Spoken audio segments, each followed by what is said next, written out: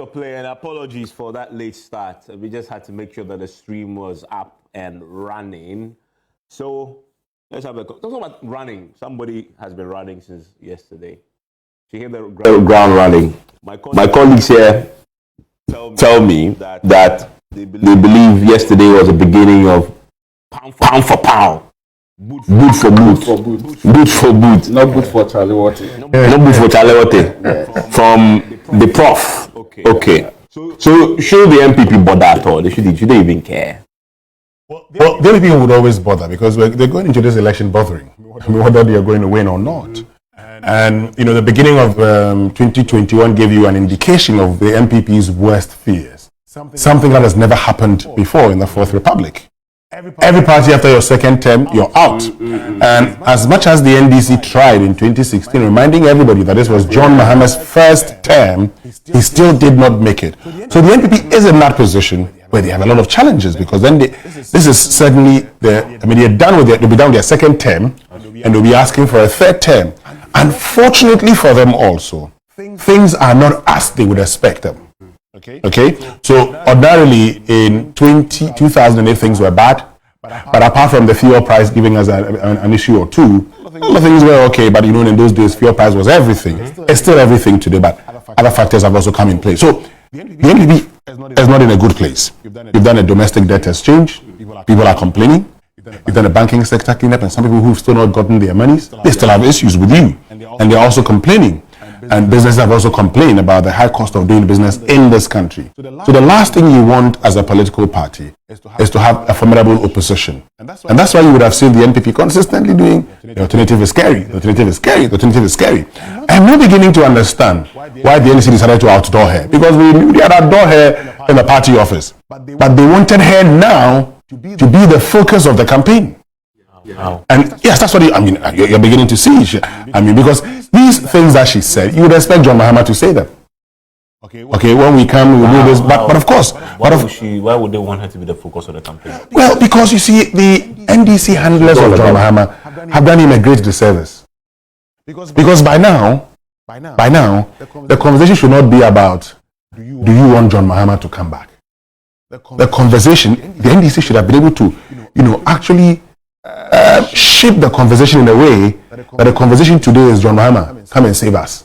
But the conversation today is that, do you want John Mahama to come back? And that's where you see that the NPP is also doing very well with that kind of strategy. At every opportunity, they remind you of the ills of the last 10 years. What John Mahama did, what John Mahama left. And look, even though Bawumia would want people to believe that, even though he says, I was only an advisor, and then I'll be my own man, I have my own plans, and I have my own policies and everything, he still reminds Ghanaians that, hold on a minute, we are going through challenges. But even this one is better than what we inherited. And then he will throw figures to show you that is better than what they inherited. Mm-hmm. So if you are the NDC, and the NPP did it in 2016, when it became very obvious at the time that people had issues with Acquah post 2008, 2012, when they all died, we had actually fed people's, to say that, we told you this man was violent. We told you he was violent. They pushed Bawumia there now. And he's leading a campaign. Yeah, but the key question then becomes, can Professor Nana Jino Pokuajuman hold her own, sustain that energy? What she's done is that yesterday she wowed a lot of people. I was impressed. It is her best speech, on a political platform. Mm-hmm. This is her best speech on a political platform. Mm-hmm. The point is, it is not an end in itself. Post the political speech, the party must now go to town and ensure that she is. So yesterday, and maintains the momentum. So yesterday, Akquah says the next thing she does is to go to her home constituency. So this weekend, she's going to spend the entire time there. They're going to do the Thanksgiving service in the central region.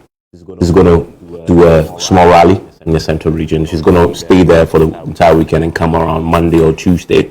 And so that's a strategy. I told you yesterday. Yeah. So they themselves believe that they want the central region and they want to use her in the central region for that purpose. And so immediately she's going to go back. In fact, they're going to christen it homecoming. Mm-hmm. Okay. Yeah, homecoming. So Today, in fact, she's going to be heading there today. So if you go to Central Region right now, you see all the roads with billboards of her saying homecoming. The prophet's coming home. Right. That tells the story. Basically, we're arguing about that the party believes that she brought momentum in the Central Region to the party, and she's going back. Well, yes, I was telling you this. They want to go back, but that's the point, right? It's not implementation now. They wanted to put her back there so that 55, was it 55, 54, 55%? 45%. 45% vote that they got. You increase it to 50 or 55, right? And then you increase your parliamentary seats even more. Now, I asked him the question about, can you credit her with the flipping of the parliamentary seats from 4 to 13? 13, yeah. And he says yes. Why? Because the MPs in the Central Region during the campaign of 2020 were lobbying to get Nana on the campaign trail with them. So that when you go to a constituency in the Central Region, she will show up with you on the platform. She holds your hand, etc., etc. And then there are plenty of people who are calling him, to try and negotiate that for her. Evans, hold on a second. Now, do you believe that is how you? Let me.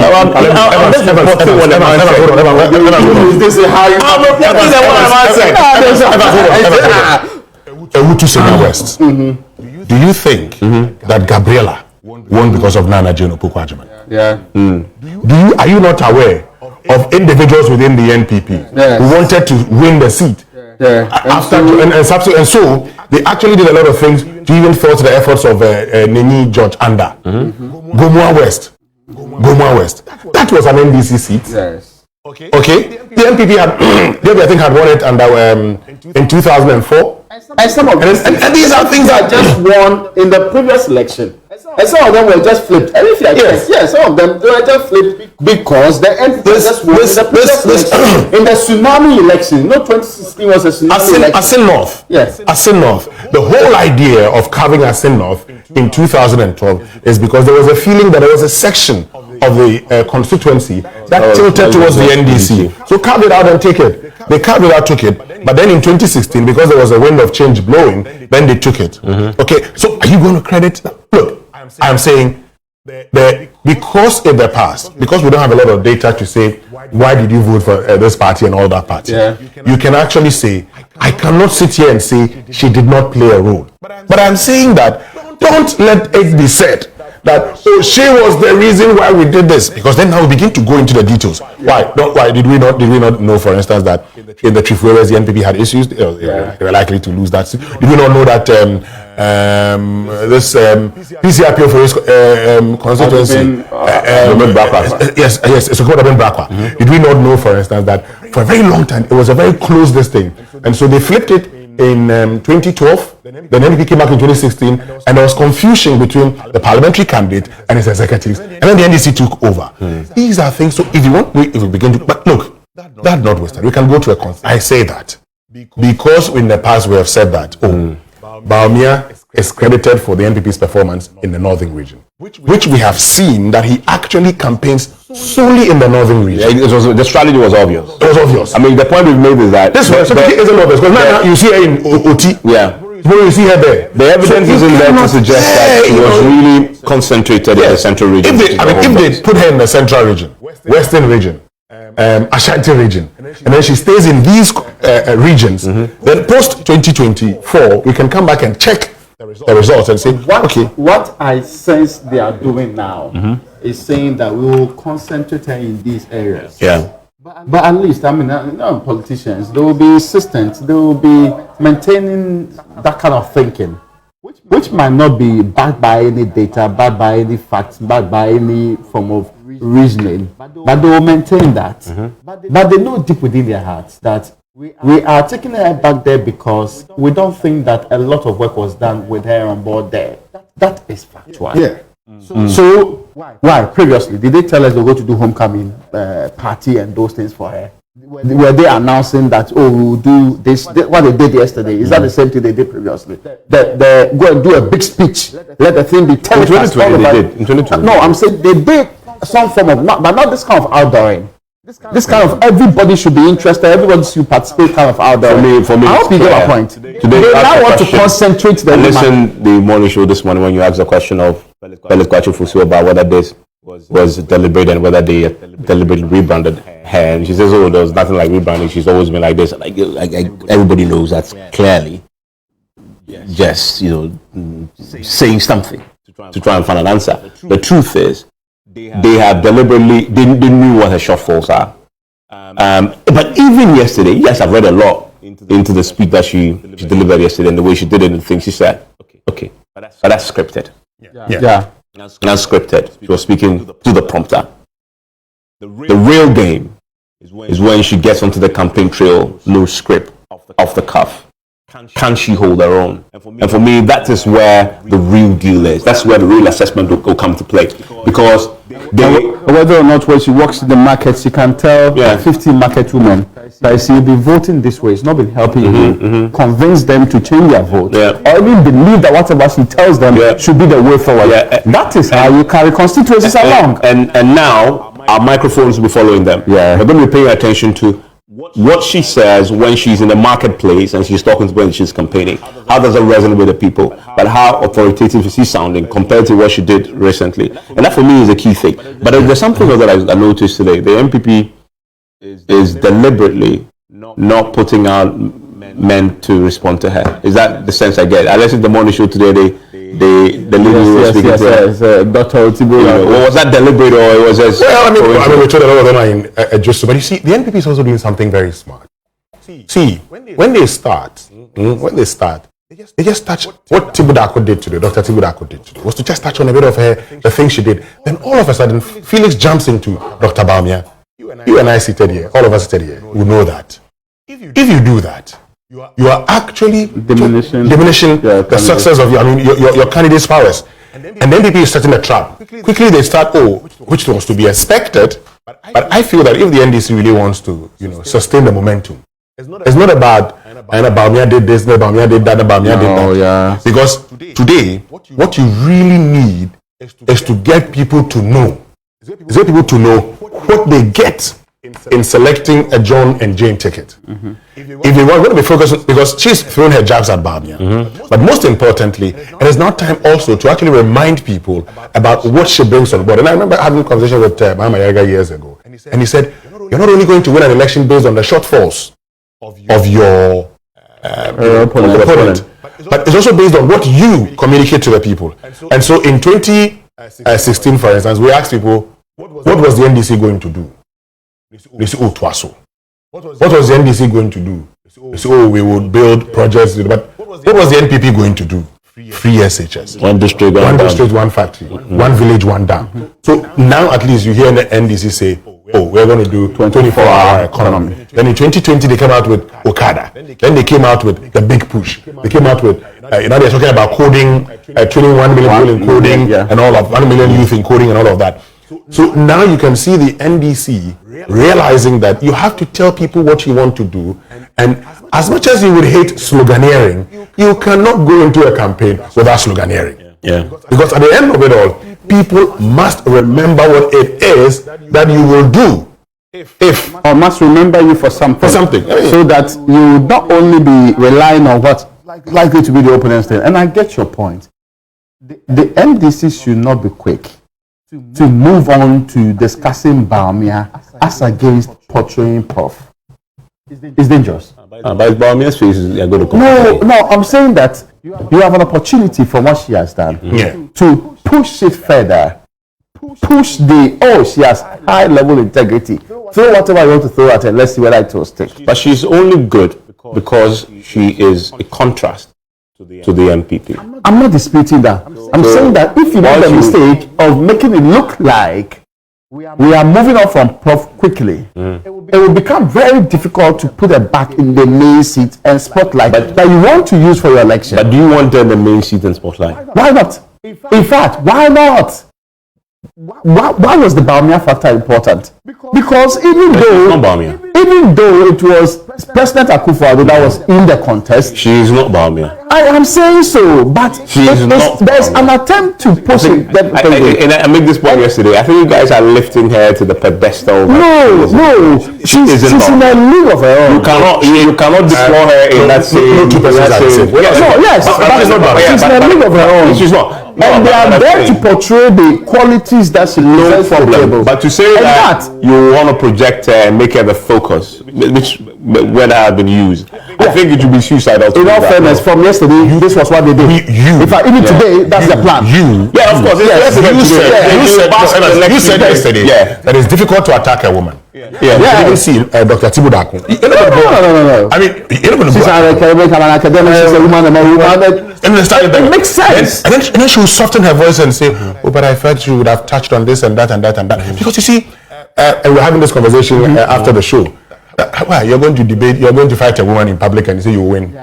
Who was I was there now? Branty. So look, I don't know what their strategy is, and like we always say, I can reasonably infer those are what I have seen. But okay, so if that is what they want to do, and we all said that Prof did not play, and contrary to what the party says, did not play a leading role in the last election. She did not. Yes. Some of us insist that did not happen.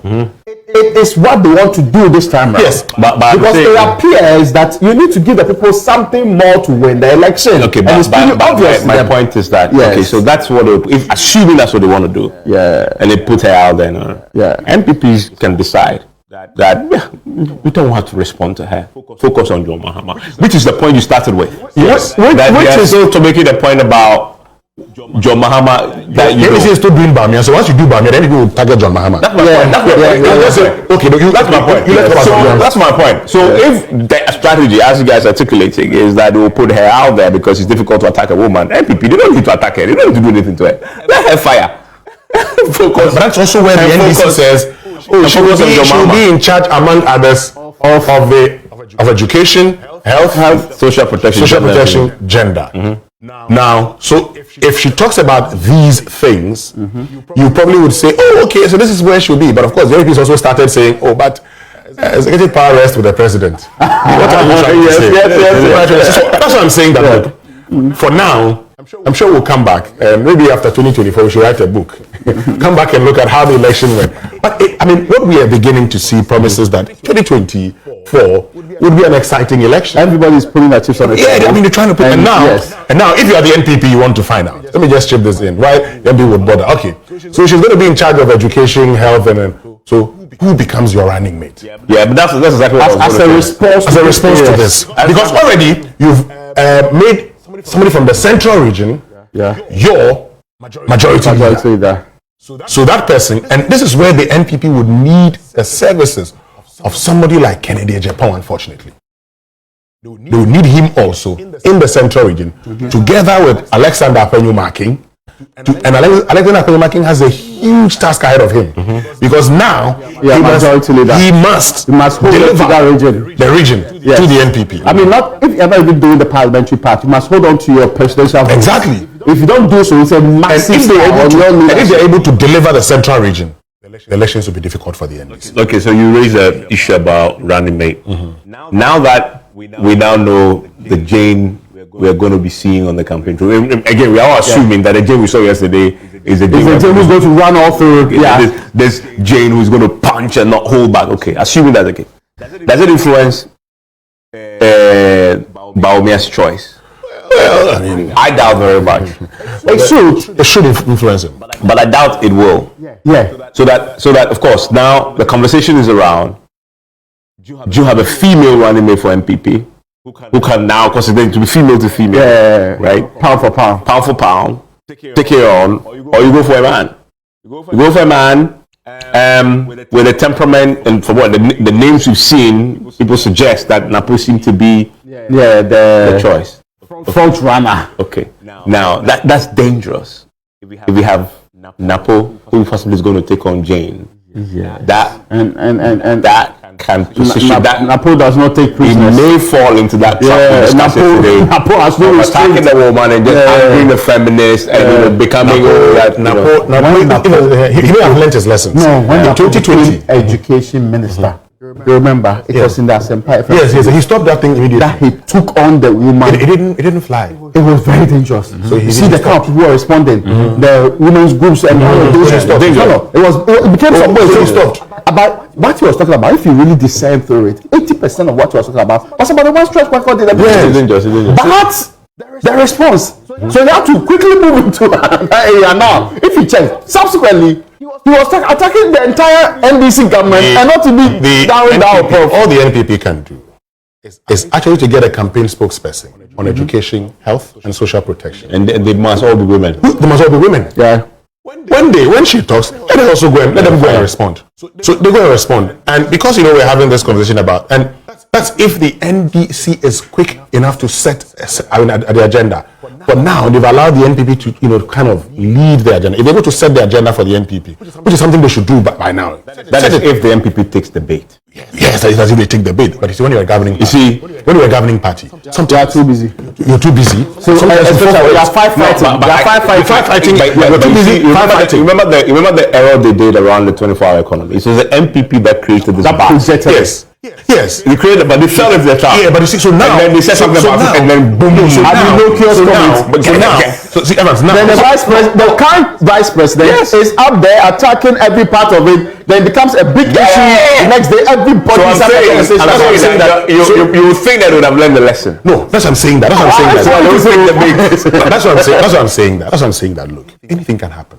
Look, and the NPP finds itself in a difficult place. Yeah. So sometimes when they hear these things going about, they quickly want to respond. Okay. And if you're the NDC, if they quickly want to respond and they don't think it through and they respond, it's to your advantage. Yeah. Except that even with the NDC, some of the things, and 24-hour economy, the only person I've heard explain it very well is John Napo. Even the NDC themselves don't understand it well. Well, that's not what I have said. I mean, I said you can actually say that by inference. That is what you want to say. The rest of them those are your words. I mean, the person who's explained very well is John Napo. I won't lie to you. I've actually seen more work. 24-hour work than explaining it, but it is booklet. You see, I really think that the energy should be more spent on convincing people. Convincing who? That this NPP won elections with slogans. But you see, that's what we are doing. Evans, when Acquah went to BBC,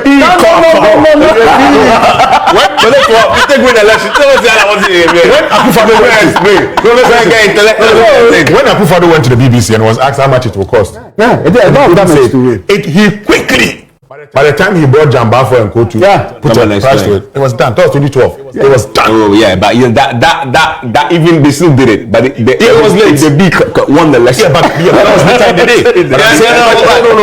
One village, one dam, one this, 1 million. But you know the details. When they came to power, we started going to but when they came to power, and that is, you see, this is the point. They won elections with a slogan. In fact, you are the very person who made this point. I'm going to quote you. That said that. When we challenged the NPP on the one district, one factory, they said that, why did you ask us what we were going to do? Yes. It was a late... But I disagree with that point because I say that. The one district, one factory was supposed to be part of under our local economic development. But the masses who vote. Yes. The guys are in the villages campaigning. You remember the Eugene Kukwate issue? Yes. Where in the afternoon one has said one thing, in the evening on top story the translation was entirely different. These are two same political parties. You have to quote that verbose part of the thing for me. The one it says the something. Ethnocentric elitism, parading as intellectualism. Did you see the crowd that went to that thing? The whole room erupted. Brofo. when we were engaged in student activism, people actually would come to you and say, Charlie, manifest my audition and I'm in big West. Yeah. I can put this in the I'm in big West. Oh, Charlie, you are smart. Oh, Charlie, come before. Anyway. Then you say 24 hours, you go and spend time to the matter. Let's do the walks. Excite the people. It looks like our time is up. Oh, long time. It was up long time ago. 24 hours. 24 hours ago. The 24 hours economy. Anyway, we'll talk about that. It wasn't a catchy phrase. No. NPP talk to everybody that listen. Oh no, but 24 hours economy is a very catchy phrase. Yeah, exactly. Except that now people are actually asking them to explain. You know, unlike the people who ask about the people who vote. There are the people who said they will not go and vote.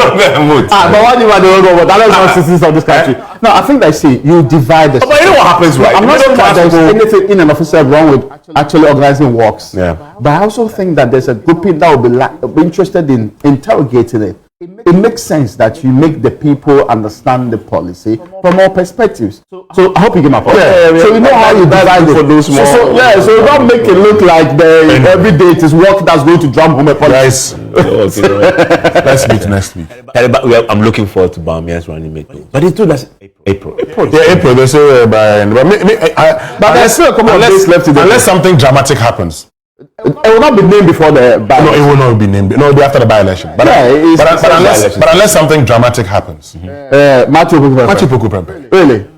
I mean, let people see. I said unless something dramatic happens. The same thing that Mustafa Bande came to say and they repeated, Prof. People said, no, this is not dramatic at all.